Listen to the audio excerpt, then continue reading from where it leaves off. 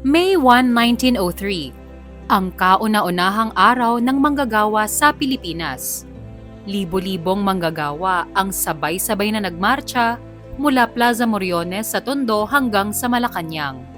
Sa likod ng pag-aaklas na ito ay ang Union Obrera Democrática de Pilipinas, ang unang federasyon ng mga manggagawa sa bansa.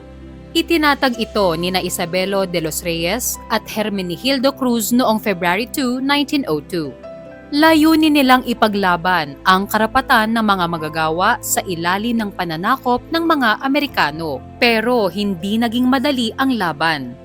August 1902, inaresto si Isabelo de los Reyes dahil sa sedisyon at rebelyon. Pumalit sa kanya si Dominador Gomez na siyang nanguna sa kauna-unahang Labor Day Rally. Pero sa parehong araw, inaresto rin siya dahil sa sedisyon at illegal association. Noong April 8, 1908, tuluyang kinilala ng pamahalaan ang araw na ito.